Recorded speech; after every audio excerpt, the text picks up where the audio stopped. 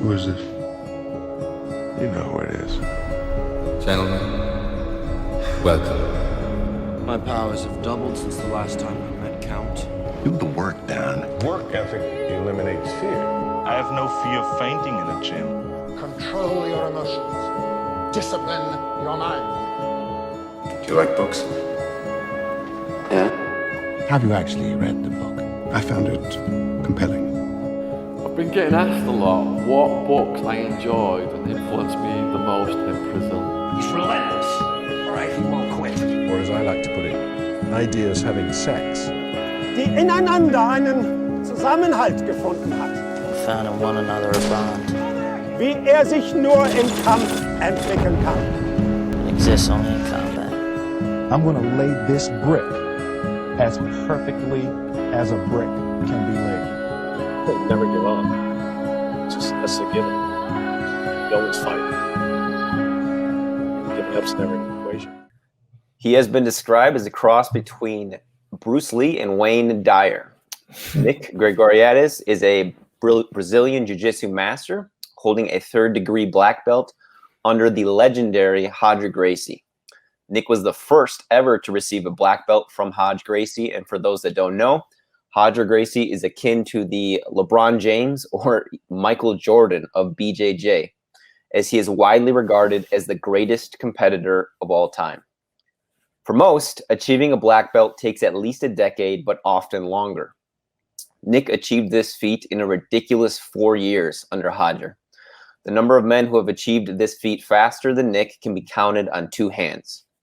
In addition to being a master in this martial art, Nic is also a published author of Jujitsu, the Black Belt Blueprint, an intelligent approach to Brazilian Jiu-Jitsu, which currently holds a 4.5-star rating on Amazon, and his newest book, Aligned, which features the most vital and effective strategies men require for achieving lives of exceptional quality. He's also one of the co-founders of the London Real podcast and now runs the Liberation Mentor podcast, which speaks on health, business, relationships, and philosophy. He's also an entrepreneur and transformational coach for men. Nic, I just want to extend my gratitude for sharing this time with me today and welcome you to the show as well. Yeah, thanks, brother. It's good to be here. I appreciate you having me on the show. Definitely. And let's just get right into it since we have an hour. How old were you when you moved to London, and what allowed you to achieve a black belt in 4 years under Roger Gracie?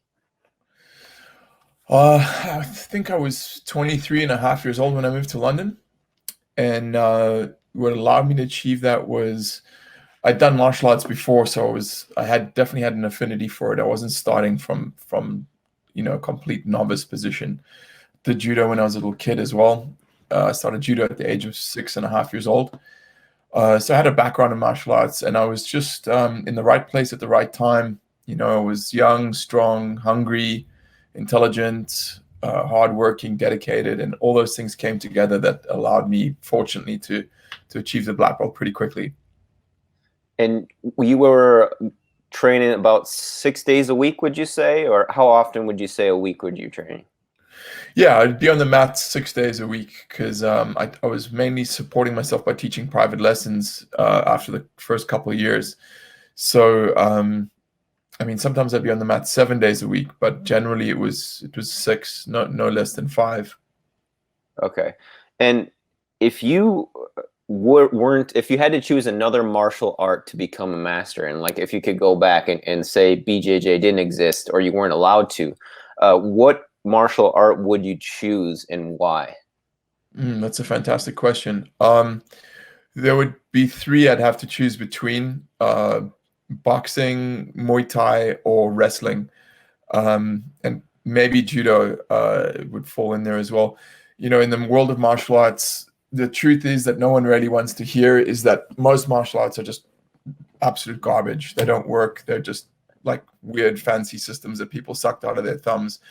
And then there's a select group of martial arts which are known as the functional martial arts, which actually, they're called functional because they actually work. They've been tested in combat, and they've been tested using sparring and competition. So for example, boxing, a boxer knows how to punch people and he also knows how to take a shot. Whereas there's many weird forms of kung fu and strange karate forms where they don't do any sparring. They just do these weird forms and they punch the air and kick the air. And then those forms are largely dysfunctional. There are some that start to move towards realism and they have actual sparring and competition, and they start to resemble functional martial arts a little bit more. But generally they're just, I mean, I don't want to say a waste of time, because there are certain things that you learn from them, such as discipline and balance and coordination, and there are certain positive elements. But as fighting systems, they are largely dysfunctional. So for me, I'd stick with one of the functional ones. And as I mentioned, that's boxing, wrestling, judo, Muay Thai, or Jujitsu / submission grappling. Okay, excellent. And you mentioned in one of your interviews that, well, it made me think, and I'll get to the quote, it made me think of this movie called Waking Life, which is this animated movie. It's basically about a one long lucid dream that's going on. And it speaks on philosophy and all these different things. And there's one scene in it where I think it's a woman, and she's talking about, she used to think that there was like a finish line that you would get to. And it made me, what you said in this one interview made me think of that. And you said that you realized one day that as a man, you were always paying your dues. Could you kind of extrapolate on that a bit? Yeah, that's a very good question, Ad. So we all, regardless of who we are and what we know, what we think we know, we don't see the world accurately. Some things we get right and some things we get wrong. And hopefully, if you're an open-minded person and you're dedicated to growth, the percentage of things you get wrong starts to shrink as you get older, and the percentage of things you get right starts to expand. And one of the things that I definitely got wrong when I was younger is that, I believed that there were certain elements of being a man or elements of life that had a definite final finish line. So, for example, one of them was being in shape, right? I thought, okay, you work out and you follow the diet and you lift the weights and you do the training, you get in shape, and then you're there, right? It's cool, you're in shape now. It's done. You can check that off. I'm done. But I realized pretty late in life that it doesn't work that way. You're constantly paying your dues. As I said, you're constantly having it's a continual never-ending process, and when you stop paying attention to those kinds of things, that's actually when you start to deteriorate and you literally start to die. So for me in life, the paying my dues I think what I really mean is that it's that you're constantly striving for growth, and it's not just enough to maintain. You have to keep growing and keep pushing forwards, right? Mm-hmm. And do you think that's different for men versus women? Not really. I think men generally operate in worlds in which it's more readily apparent, like high pressure executive jobs are occupied more by men, and in the military and martial arts and all those things, these things are generally occupied more by men. But that's changing. Women are starting to form a larger part of those or more of those roles. So I don't think it's different per se. I just think that traditionally men have been doing things where that is brought to the forefront more, if that makes sense. Yeah, definitely. And you are, you remind me of just the energy I kind of get from listening to you, Nic. And this is an oversimplification, but I see people who have a lot of cat energy or a lot of dog energy, and I think we have a little bit of both. But you seem like you have have a majority cat energy, and you're very comfortable being alone, and that kind of alpha energy is what I pick up from you. And you speak about working long hours alone, and this is something that I've dealt with before in the past with studying and the like. How do you deal with the loneliness, and as well, if you can answer times when you're unfocused or maybe a bit overwhelmed? So the first part of the question is I've just gotten used to spending large periods of time alone because, I've never really had a job in the traditional sense. I was teaching martial arts, which would be train in the morning and maybe teach a couple of private lessons, and then the rest of the day was my own time, right? So I'd be on my own while everyone else was at work or doing stuff. So, and with my businesses now, I run my businesses and I work from home. So there's large periods of time where I'm on my own. So I've kind of gotten used to it. But truth be told, Ads, I don't necessarily think it's always the healthiest way to exist or to move through the world. And I really do feel that human interaction is a positive thing. I know there come points where I just start going a little bit stir crazy and I've got to go do some jujitsu or go to the gym or go interact with people, even if it's just going to sit in Starbucks and work from there and just engaging with the baristas and, just having some sort of human contact. I think that's very important. So I would say I don't think spending too much time on your own is a good thing. The second part of your question, asking about focus, that's just a case of training your mind, or it's just a case of creating the habit of being able to focus. Like anything else in life, it's repetition and training that help you acquire a skill. So what I do now for focus is I have a few tricks. The first is that I don't have any distractions in my immediate environment if I want to focus. So my phone goes on do not disturb mode. For example, I'm talking to you now in a window, and that window is completely maximized so that there's nothing else to distract me. My computer's not going to like ding and say, "Oh, you need to check your email," or "This message has come in," or that's all been switched off. So I've eliminated distractions, and then I just train myself I use what's called the Pomodoro Method, which is a method of time management, which helps you concentrate. So you work for 25 minutes on and 5 minutes off. And I have a little timer, so it's called Focus Keeper, if I'm not mistaken. It's an Apple iPhone app, and I just trained myself to use that. And after a while, it starts to get easier, and you start to be able to concentrate more effectively. So it's those two things: eliminating distraction, and then having set work times where I'm committed to focus. Okay, excellent. And somewhat related, I want to speak on and ask you about emotional stability. Do you remember the last time that you lost control of your emotions? Yeah, it happens more often than I like. I mean, I wouldn't say I lose control and like become hysterical, but my big understanding that I wish someone had taught me when I was young is that emotions are meant to be felt, right? And that's the only healthy way to deal with emotions, is to feel them, right? To literally sit there and feel them. And most of the ills in people's lives, most of the broken relationships and the alcoholism and the drug addiction and the negative things which occur in people's lives is because they don't know how to sit and deal with the discomfort that's created by emotions that they perceive as negative. So now I'm at the point when I start to feel emotional and it's an emotion that I don't enjoy or I find uncomfortable, I just sit with it, right? I literally just sit with it until it's been felt properly. And that really helps. And then also I meditate a lot, which helps me. It helps keep your emotions a lot more stable.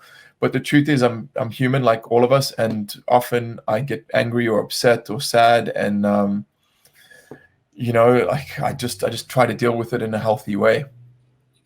And would you say, I think you might have given me your full answer on that, tips for emotional stability or improving that? And you said meditation is perhaps the biggest tool for that, would you say? I'd say meditation would be second. First would be learning how to feel your emotions and engage with them in a healthy way. My best advice for that would be to read the book, or two books. The first is Letting Go, The Pathway to Surrender by David R. Hawkins. And the other one is called You Can Have It All. And the author's name, for some reason, it escapes me. Oh, it's Arnold Patent is the name of the second one. So both of those go into depth on how to sit and feel your feelings and what to do with them and how not to judge them and how to express them or to feel them in a healthy way as opposed to repressing or suppressing them. Thanks for those book recommendations, Nick. lover of books, and I always love getting new book recommendations. And I actually saw you reading that one. I think it's You Can Have It All on your Instagram. And I also saw on your Instagram, and I think this is related too to what you spoke about working long hours alone. You met Tim Ferriss, who is a huge influence on me, especially when I was in college. When did you meet him, and what was the context for that? I was first made aware of Tim Ferriss's book, The 4 Hour Work Week, when it launched, before it became such a huge hit. And then a few years later, probably about 3 or 4 years later, when I was working on the London Real project, he was a guest on the show. So he came to the studio and we hosted him there. I've seen that podcast several times. It's one of my favorites. That's cool. Yeah. I mean, he's obviously, Tim Ferriss is a genius. There's no other word. Like, that is, I don't throw that word around often. He is a genius. He saw the world in a very different way and has helped share that with many, many people. And yeah, I'm also a huge fan of the guy. Speaking of London Real, Nic, I don't want to pull any punches, so please only answer what you're comfortable with. But I was just wondering what happened with regards to that. Like, why weren't you on the show after a bit? Because I remember when that happened, I loved the chemistry you guys had, and then you just like kind of disappeared, and I couldn't find you anywhere on the internet. And then I found your Twitter, your old Twitter, and then that disappeared. And then I recently discovered you again. I was like, I gotta find this guy. I know he's on here somewhere. And I was super jacked when I did. But if you could speak on that, I think more than just me, there's going to be a demographic of people that are super interested in kind of what happened there. Yeah, so in many ways I could frame this. I think the easiest one in the context of this discussion, or the one that will be most valuable to you, is there's an expression that I'm very fond of, which says your vibe attracts your tribe, right? I'm sure you've heard that before. And that's referring.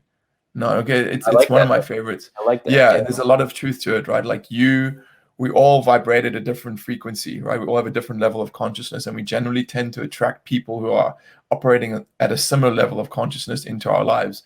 That's why, shitty people generally end up in prison, right? Because they're operating from a very low consciousness. Not always, but generally. So they tend to congregate or be forced into places where people of the same low level of vibration are. That's why people, if you go to a Rotary association or a Rotary Club meeting, where people are all very highly evolved and they're trying to help and give back, they're all at a certain level of consciousness and development, and they're operating at a certain frequency, so they tend to congregate into the same kind of places and move in the same social circles. And so what happened with Brian and I is we just I'd done some very intense work with ayahuasca, the medicine ayahuasca, and my frequency changed completely. And we were just at a point where we could not, like, his frequency was here we go, over here, and mine was over here. They were like in different places entirely, right? I'm not saying one was better or worse than the other. I'm just saying they were very different. And so if you understand that your vibe attracts your tribe, you will also understand that your vibe also rejects what is not your tribe, right? Like, you will you will just subconsciously push people away or not at a level that you're at. So I think Brian and I were at very different levels, and so we just naturally pushed each other away. And that's, I guess, the best way to describe it. It seems like a very very evolved way of looking at it, like that lens. And thank you for that explanation, Nic. And that segues really nicely into my ayahuasca questions, which I watched that podcast last night, Nic, and wow, that was fantastic, man. It was one of the most emotionally affecting podcasts that I've listened to. And I say this because I've never taken ayahuasca or peyote, but I wanted to ask you, Nic, if you've ever taken psilocybin and or LSD, and what differences you see between all of those hallucinogenics or psychedelics. Yeah, I have taken certain things. I'm not going to admit to what they are on here, but I've taken several psychedelics. there's overlap between all of them, but they are all very different as well. For me, I think for certain people, they have an affinity with certain types of psychedelic compounds, and they prefer the effects and what they get out of certain ones as opposed to others. And for me, my medicine is ayahuasca. Of all the ones I've tried, that's the one that really has helped me the most and that I feel the strongest connection with. But I still think that psilocybin and LSD and ibogaine and peyote and all those things can be wonderful, wonderful healing tools when they're respected and engaged with reverence. Yeah, and we don't have to go deep into it because I will link that podcast in the description. But I had a question about the one guy who had this dark energy about him. He was saying like, "I am God" over and over again. Yeah. Why do you think he wasn't allowed to release that? It seems like he didn't get that energy out. Wow, that's a tough question. So just a little bit of background. Ads is referring to the very last trip I did in ayahuasca ceremony I did in Peru on December 22nd, 2012. There was a gentleman in the group that had, some people would describe it as a psychotic break. Some people call it a bad trip. I don't really know what it was, but he just started screaming, "I am God, I am God," and he kind of ruined the ceremony for many people. My perspective now, as I've thought about it over the years, of what that was, is the guy, he was just lost in his ego. His ego was trying to take control of the situation, and he wanted everyone to look at him, and he wanted to be the center of attention. And the thing about ayahuasca is it works with what it has to work with. Like if you're a garbage person, I'm not saying he was a garbage person, but if you've got a lot of issues, it's not automatically going to fix you, right? Like some of those issues might come to a head during the ceremony. And I think that was the issue with this gentleman, is like his ego was just so out of control that it just manifested in that ceremony. That's kind of my perspective on it at the moment. But I mean, that medicine works in strange ways. I don't always understand what it's doing or what its effects are, so I can't categorically say that that's what happened to the guy. Definitely. Yeah. I think that seems like a good explanation to me, Nic. It does seem like he was like, it seems like psychedelics dissolve the ego, right? And you talked about this happening to you. You had an ego death, as you described it. And it seems like he was fighting that. He was trying to hold on to that ego, like the ego was holding on to itself in a way, in a meta way. So I think that's a good description. Yeah, I remember that just the other day I was looking at some pictures from that trip to Peru, and there were a few pictures of us all standing around before the very final ceremony. We were getting ready, and someone just whipped out a camera, and they wanted to get a few pics for themselves, and then they posted them on Facebook. And everyone in those pictures is looking kind of like anxious and nervous about what's coming up. Like I remember on my face, I was just like I was carrying this huge weight because I knew it was going to be an extraordinarily powerful trip. And then this dude was just like smiling and pulling faces at the camera and stuff. And part of me thinks that maybe it's because he wasn't approaching it in the right way. He wasn't approaching it with reverence, and he was still trying to like use it as his own platform for his own attention seeking or whatever it might be. I think that definitely played a role in the whole thing. What failure in your life has affected you the most, Nic?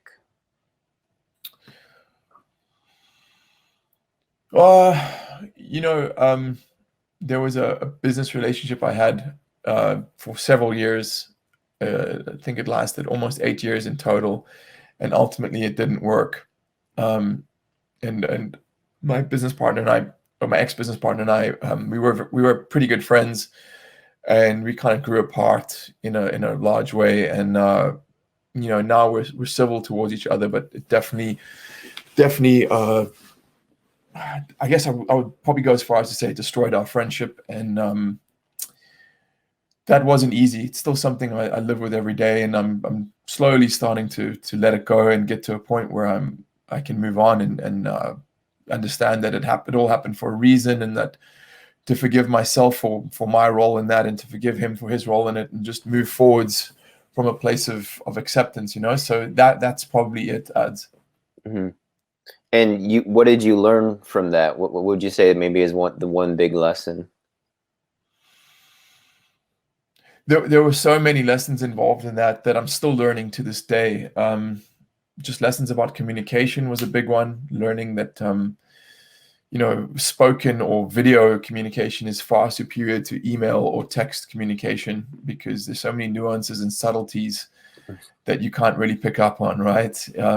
That was one of them. And also just, you know, the guy taught me a lot about work ethic, and he taught me many things about, you know, just about how to be a good human being and how to integrate into society. And there were many, many positive things that I learned from the guy.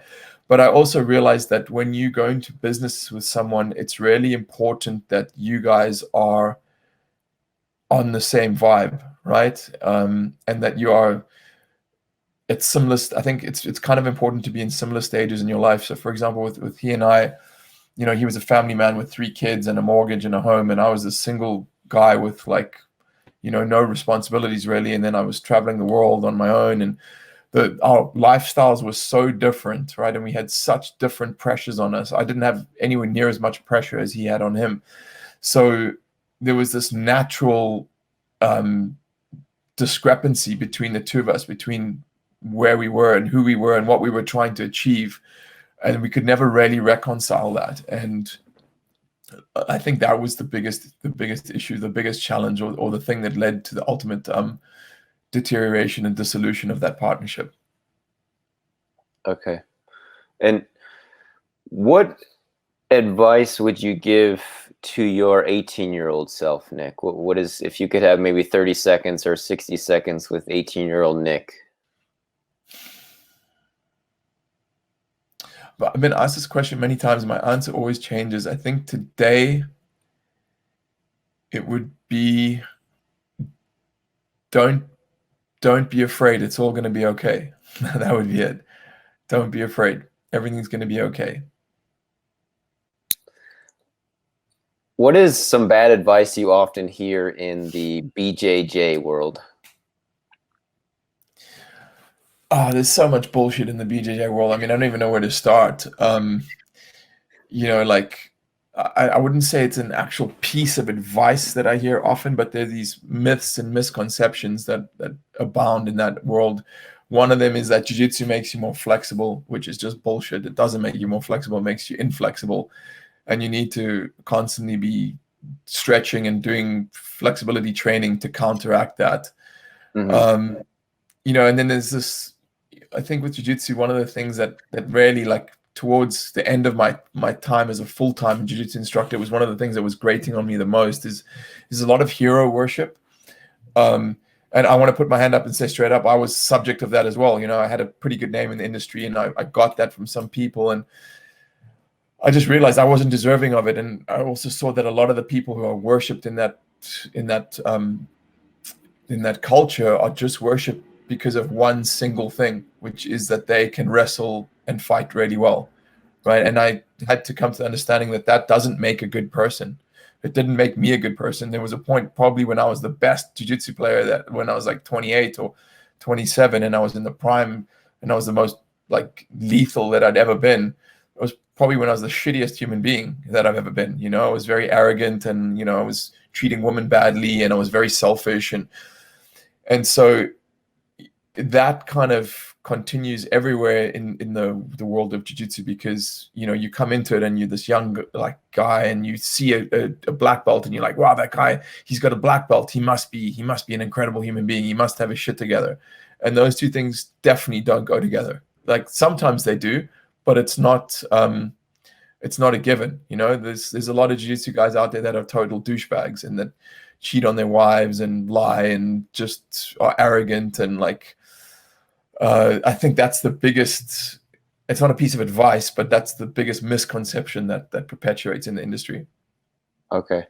And what about the bad advice you often hear outside of the BJJ world that you just know is not wrong, or excuse me, that is not right in your eyes?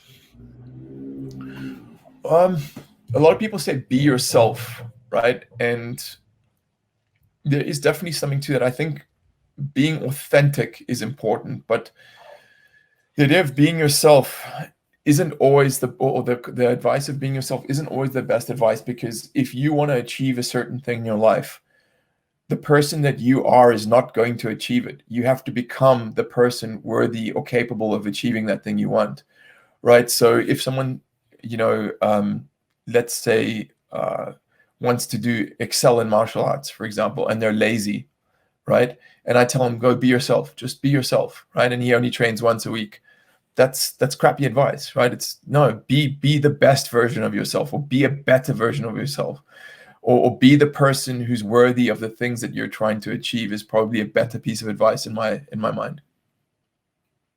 I like that. And I watched, you actually tagged me in it, Nic, a video you posted on, I think it was Facebook and Instagram, where you spoke about the importance of sleep and how in your eyes, sleep is actually, it supersedes diet in terms of importance. And I think you call it the foundation of health. And could you just go into that and speak on your knowledge on sleep?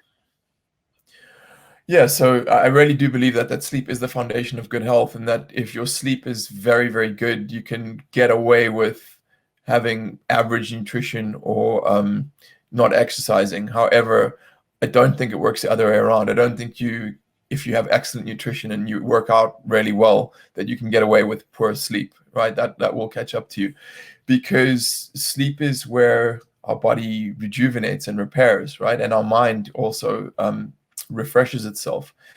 And it's like anything, like if you don't change the oil in your car, right, like your car is going to break down, right? It's not a great analogy, but you get what I'm saying. Like there has to be this if you're working all the time, there must be rest, right? If you're creating, there must be periods where if you're advancing, there must be periods where you retreat, right? And sleep is one of those, is the period in your life where you retreat, right? You go within, and your mind has a chance to process everything that it's experienced during the day in the form of dreams, and your subconscious is working things out, but also your brain is detoxifying itself from all the chemicals that built up during the course of the day that cause fatigue. It's cleaning itself with the substance called BDNF, brain-derived neurotrophic factor, which is basically the secretion that your brain exudes while you're sleeping, that literally washes your brain. It washes it of all the toxins, right? So, and then your muscles get a chance to relax, and basically your whole system goes into a repair mode, right? So obviously it's obvious from a physical perspective that is absolutely vital. It's essential to repair the damage that's been done just by being alive. Just by being alive, there's stresses on you. There's free radicals that are building up in your system. There's stress that's building up in your mind. The gravity on your body is stressing you. I mean, so you have to be resting to counteract that. But also from a spiritual perspective, I have heard that, and I believe this, that we all come from the universal consciousness, right? We come from the one, and the one splits into many, and we experience life as an individual. But ultimately, we are part of the universal consciousness, and when we die, we return back to that universal consciousness. And what I've heard is that sleep is where it's almost like where you jack back into the universal consciousness, and it gives you, it rejuvenates you and recharges you on a spiritual level as well. That's why people who don't sleep go insane eventually, right? Because they're not reconnecting, right? They're not talking to the mothership and like getting that connection anymore. They're cut off. So to me, like, I know as well, sleep is a very mystical thing in which you can be given answers and insights that you cannot get in your waking consciousness. And I mean, my current business, Liberation Mentor, that the idea for that business literally came to me in a dream. I remember waking up, it was 2 years ago. I came running out of the bedroom and I said to my wife, I know what I have to do next. I just saw it in my dream and made it very clear. So I think that's the state of, or the act of sleeping is often demonized in our culture, because there's this weird current of, this grind mentality. You got to grind and push and go and work, and I'll sleep when I'm dead, and sleep's for losers. And like, I think that's just stupid, and it's pathological, and it's rooted in fear. I think that sleep is one of the most important things you can do to succeed, because you are recharging yourself and you're making yourself more creative and more effective. And yeah, I'm a big proponent of good sleeping habits and respecting sleep. Do you have any tips for people that have, because just speaking for myself, and I don't know, I would like to know your opinion on this too. Do you think it's something that men struggle with more than women? And also just some tips for people who do struggle with falling asleep. I have absolutely no idea or no data or no point of reference for whether it's something men struggle with more than women. I think there's many different components to sleep. I think there's spiritual, mental, and physical things that you can do. Spiritually, you can have a clear conscience, right, and not fuck people over. You know, some of the people that I've worked with that were very successful people had very poor sleeping habit or struggled to sleep, and it was because they were not great people. They were fucking people over, right? They had a lot on their minds because they knew on some deep level that they were cheating people or lying. So that's the first thing, is just to have a clear conscience, right? Like you've heard that before, like people, I'm losing sleep over something, right? Or I can't sleep at night. If you do that, you're not going to be able to sleep at night. There's a reason people say that. It's because it's true, right? So step one is get right with yourself and the people in your life, and be honest and just be a good person and have a good conscience. And from a mental perspective, quietening the mind down before you sleep makes a huge difference. So doing 20 minutes of meditation before you sleep I find it greatly improves the quality of my sleep, because my mind is not as busy and I don't have as many restless dreams when I do that. And then from the physical perspective, there's several things. Stretching for 20 minutes before bed is also very, very effective. But the two most important things that I found are mouth taping, which is just a very powerful little habit that forces you to breathe through your nose as opposed to through your mouth. When you breathe through your mouth, it creates an unhealthy breathing pattern that can cause serious health problems, and also usually prevents you from getting into the deeper levels of sleep. And then spraying topical magnesium oil onto your body and just rubbing it into your skin also has a very positive effect that I found is very helpful for me. I've heard about the magnesium via Tim, actually, but I never heard about it the topical way. And you actually said that it affects you in a better way. Maybe the bioavailability is higher with that topical ointment as opposed to taking, a vitamin. Yeah, I'm not sure. I don't know if oral versus transdermal, or if oral is better than transdermal, but it's been my experience that transdermal oral magnesium, like if I take magnesium threonate or magnesium citrate or any sort of pills with magnesium in them, it generally, I don't know why, everyone's got different chemical makeups, and I haven't actually met anyone who's experienced the same thing, but I'm sure there are others out there. It actually makes me quite edgy the next day if I've ingested magnesium, but I don't get that with the transdermal. With the transdermal, I just get the relaxation without any of that edginess. So that's what I prefer. And also I take a lot of supplements, so I try to keep the amount of supplements. If there's a way I can like swallow less supplements, I'm the first one to take it, right? Definitely. And you spoke about taping your mouth. What type of tape do you use? It's called 3M Micropore Medical Tape. You can get it on Amazon for a couple of bucks. I think $1 a roll or something like that. It's dirt cheap. If you want to find out more about that, I actually have a podcast with Patrick McKeown, who is the author of The Oxygen Advantage, which is a book all about how to breathe correctly, specifically how to breathe through your nose. And that was actually where I got that idea from. He's a very smart man, and I think if hopefully you can link to that episode in the show. Definitely. He drops some real knowledge in there. Yeah, I will link that in the description, of course. And have you ever tapped out Hodge? A couple of times, yeah, a couple of times. This was many, many years ago. To this day, I don't know if he was going flat out. I would guess no. I did go there 2 years ago, or no, not 2 years ago. Last summer, I was there in London, and I trained with him, and he thrashed me like I was a white belt, pretty badly. Yeah, he absolutely just whipped me. So, yeah. I guess the answer is yes, and no. Yeah, that's quite impressive, Nick. And he is just the match that was like wow to me. was actually one he lost, and that was the one versus Jacare, where he broke Jacare's arm, and then Jacare won on points just by like evading him the rest of the match. What do you think about that? Do you think because it didn't seem like Hodge, you know, he seemed like he had like an ethical barrier about going after a dude with a broken arm, you know?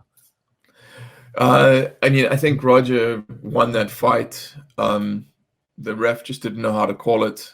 He should have ended the fight because the other fighter was in danger. Like he was.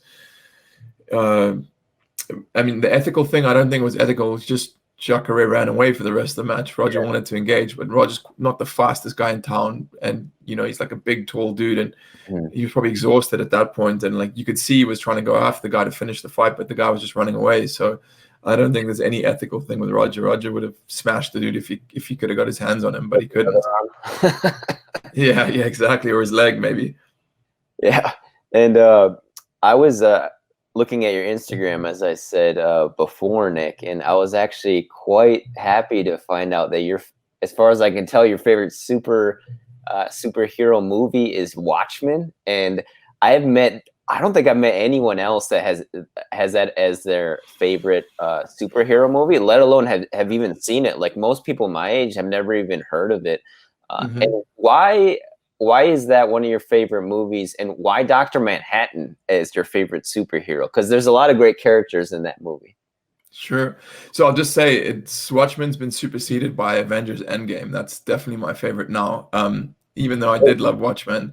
But Dr. Manhattan, the thing I just love about him is he's limitless. He has this infinite potential. Anything he can conceive in his mind, he can create, right? Like that's, I mean, if you think about it, Dr. Manhattan, in that movie, they say there is a God and he is American, right? Like, I think, no, sorry, I apologize. It was, we found the Superman and he is American.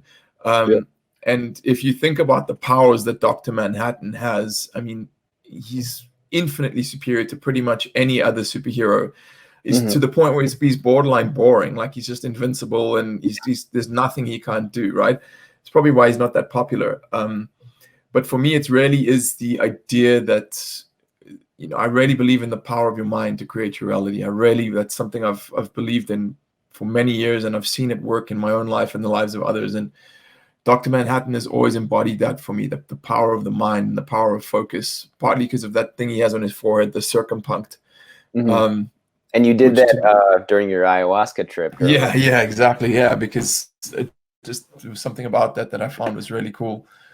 But yeah, he's very cool. Watchmen's a very underrated movie. I'm glad you enjoy it. Oh yeah, definitely. And you were brought up, as far as I can tell, quite fundamentally Christian, which is something we share. And other than psychedelics, what are some things that I guess caused you to change that belief system? I was just presented with some information that just, it's difficult to explain, Ads, but it was I just stopped believing it. I just stopped believing in it, in that particular, in the way in which it had been presented, which was a very rigid structure that left no room for interpretation. And I came across this information that just made me see it in a different way. You know, there's that expression, a mind once expanded beyond its original dimensions can never return to how it was before. I butchered that a little bit, but you get what I'm saying. Like, and once my mind was expanded, I could never put it back in a box, right? I was like, I can see beyond the edges of the box now. And that for me, with organized religion, not just Christianity, all organized religion, like, I think there are truths within it, but I don't want to take the truths and I don't want to have to eat the truths and with the side of the falsehoods, if that makes sense. Like, I just want the truth. So I just operate outside those systems, and I see what's truthful within them, or what feels like truth to me, and I absorb it and I take it and I use it. And then what isn't useful to me, I don't. You know, Bruce Lee's famous quote, absorb what is useful, reject what is useless, right? Like that to me is a more intelligent way to live than to just say, okay, I'm an X and I believe Y, and that's it. And that's the end of it. My learning and my growth has stopped, and that's it. Or my dad was a Jehovah's Witness, so I'm a Jehovah's Witness, and that's it. That's what I believe. And you try and shove everything else into that little box that you've created for yourself, or that mental cage you've created for yourself. To me, that doesn't make sense. It's not an intelligent way to move through the world.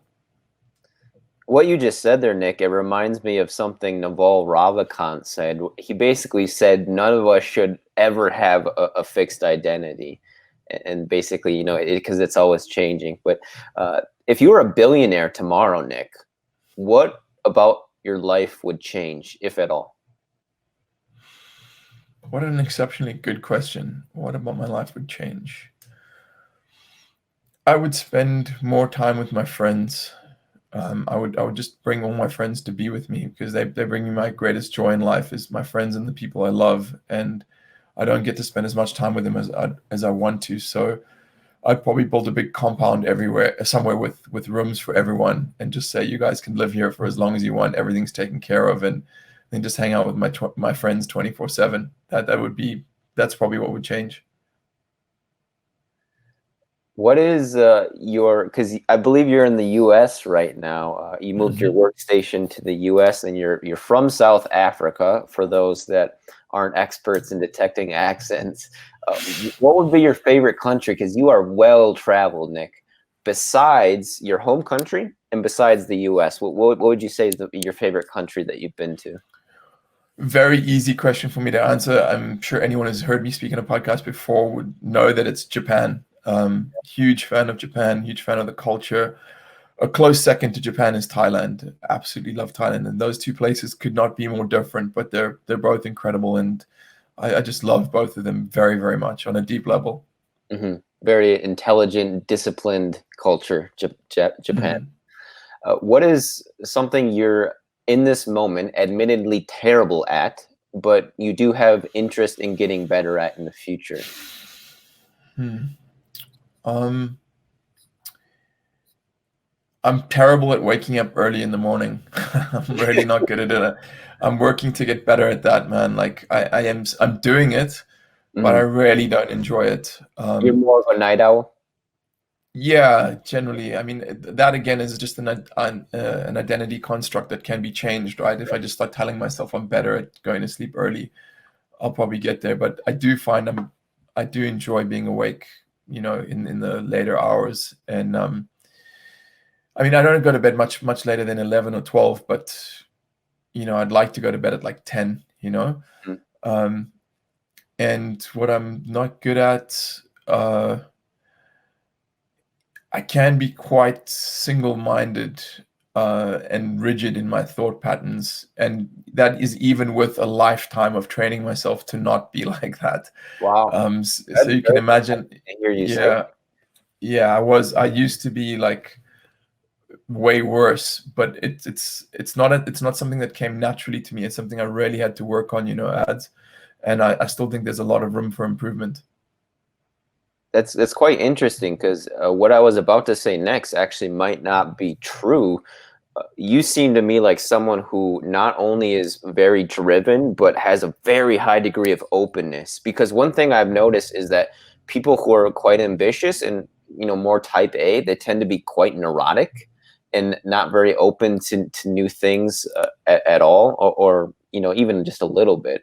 But what would you say about that in regards to? I'd say that's very accurate. For a large portion of my life, I used to be very neurotic, very, very neurotic, and there are remnants of that.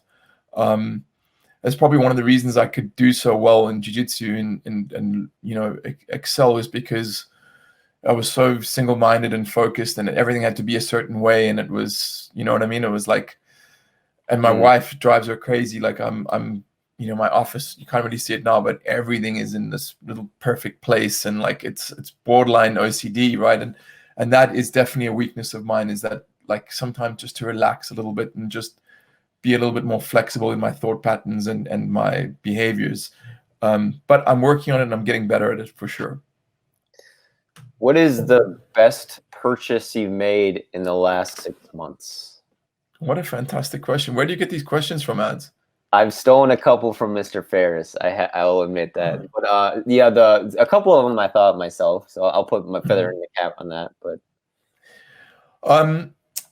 so a couple come to mind. This boom.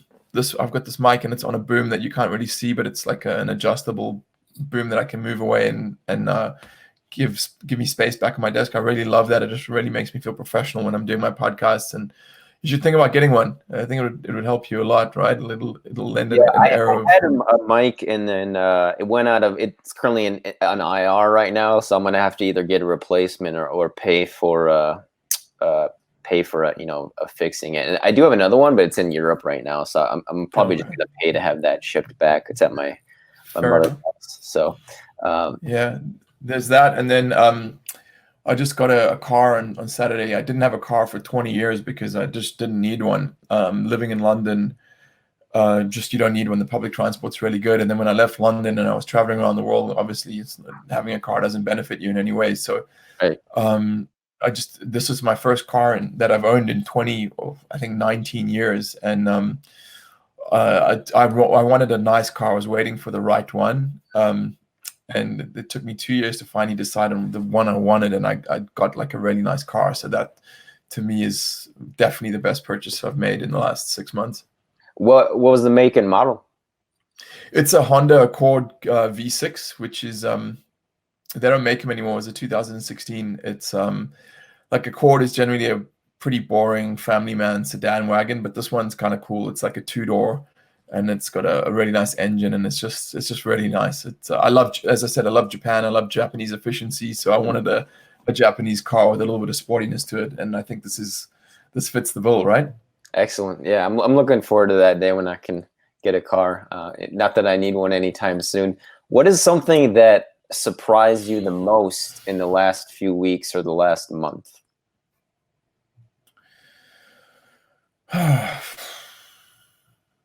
I guess, man, what a good question. I wish I'd known about these before. I would have given you better answers. Arizona was put on lockdown again for another 30 days, which I found quite surprising. I get why they did it, but still it came as a bit of a shock because I was just getting used to being able to go to the gym again and work out. And then, yeah, that was a bit of a blow. So I guess that, yeah. What is your take on this whole pandemic situation, Nic? If we can segue into that. Sure. I'm actually gonna take the fifth or plead the fifth on that, and I've realized that the only intelligent response that anyone can have about coronavirus is I don't know. I don't know what's going on. I don't know where it came from. I don't know how serious it is. I just don't know. So I'm just following the rules. If the powers that be say wear a mask, I'm going to follow the rules and just watch. I understand. It is my duty to myself as an interviewer to ask. But what is one book that you've given most as a gift to other people? It's actually, funny enough, the one I mentioned earlier, which is Letting Go, The Pathway to Surrender. I've given that book to several people, and I'll continue to do so because, as I said, it offers a way to deal with your feelings in a very intelligent manner that helps you live a happier, more joyful life, right? Which is what we all want. So, I mean, it's a fantastic gift to give to someone. Really, really good gift. What are 3 books, and I'm guessing that might be on the list, 3 books that have influenced you the most, would you say, or greatly influenced you, just off the top of your head? Yeah, it's easy. Unscripted by MJ DeMarco, which is absolutely incredible book about showing how generally we are all programmed to live our lives according to a script, and that society creates a script and expects us to follow it, and that script almost always does not lead to success, joy, or fulfillment. The next one would be Courage, The Joy of Living Dangerously by Osho, who's one of my favorite spiritual teachers, very amazing man, an enlightened human being, albeit flawed like the rest of us. And that's just all about how living courageously leads to the most joy and how to face your fears and move through them. And then finally, would be letting go of the pathway to surrender. In fact, I recommended those 3 just the other day to someone. Excellent. And what would you say was maybe 1 or 2 of your most significantly firmly held beliefs that you later realized were completely wrong?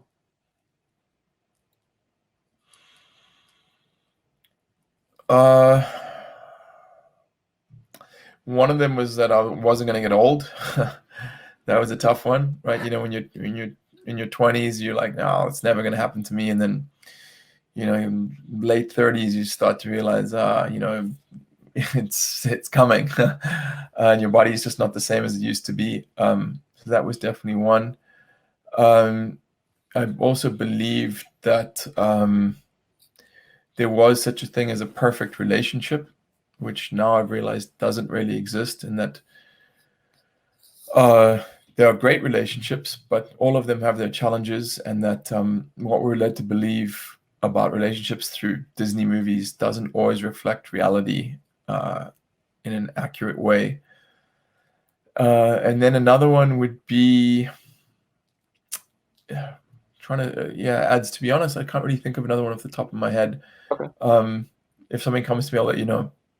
Definitely. And do you have any documentaries and or movies, maybe 1 or 2 of each that are just the all-time greats in your opinion? Yeah. One of my very favorites is a movie called Baraka, which is Baraka. There's no dialogue in the movie. It's just a bunch of shots of different venues and locations throughout the world. Like there's a shot of these temples in Cambodia as the sun's setting, and then there's shots of factories in certain parts of the world where they're processing chickens, and then there's shots of jungles, and it's a documentary almost of the diversity and the broad range of experiences happening on the planet at once, which there's something really soothing and really expanding about it. I love watching that. Another one, I guess, would be, I just watched one the other day, which was mind-blowing. I'm just trying to recall what it was. It's obviously not coming to mind now. I guess I'll just throw in one for the Jujitsu guys. If you haven't seen Choke, the documentary about Nic and Gracie, that's a magical one. But those are all that come to mind right now, Ads. Who do you think is top 3 all time and top 3 right now? With regards to what specifically? Sorry, BJJ. Top 3 would be Roger Gracie, Marcelo Garcia, number 2, and then number 3 probably Caio Terra. And I would say I don't really follow the scene right now, so it's difficult for me to answer. But I'm sure those 3 guys would hold their own against anyone, even now. Yeah. And we're nearing up on the end of our hour here, Nic. I want to be respectful of your time. Do you have any final asks of the audience, or just final thoughts you want to share with people? Yeah. The final thought that I would share would be that, just like the title of that book by Arnold Patent, you can have it all, right? You can have an amazing life, especially now in the world we live in now, in the age we live in now. There's so much opportunity. You can do pretty much anything you want to do, be anyone you want to be, and achieve pretty much anything you want to achieve if you're willing to have the discipline and to make the sacrifices and to commit. So I just want to leave people with that understanding. You know, I did it with Jiu-Jitsu. You know, I wasn't the most as a kid, I wasn't the most athletic kid ever, and I always dreamed of being a martial arts master, and I went out and did it, you know. Not because I'm special, just because I had the courage to do that. And I had a vision and a dream, and I stayed focused, and I made it happen. And what I would ask them to do is, if you've enjoyed this conversation and enjoyed hearing from me, please listen to my podcast, which is called the Liberation Mentor Podcast. You can find it wherever podcasts are, including Apple and Spotify and the Google Play Store, etc. I will be sure to link all of Nic's links in the description box below, including his podcast links, his links to his Amazon author page as well, and his personal website, where you can actually get a free digital copy of his newest book, which is coming out in Q3, as I understand. And I will link that as well. And I just wanted to thank you again and extend my gratitude, Nic, for sharing this time with me. There's nothing more valuable than time, and I just wanted to make sure you know I do feel grateful for that, and I hope we can do it at some point again in the future. Sure, I'd say you've got a very nice interview manner and a very good, just a nice presence and a good energy. It was a great pleasure for me. Thanks for having me on. Thank you so much, Nic. Until next time.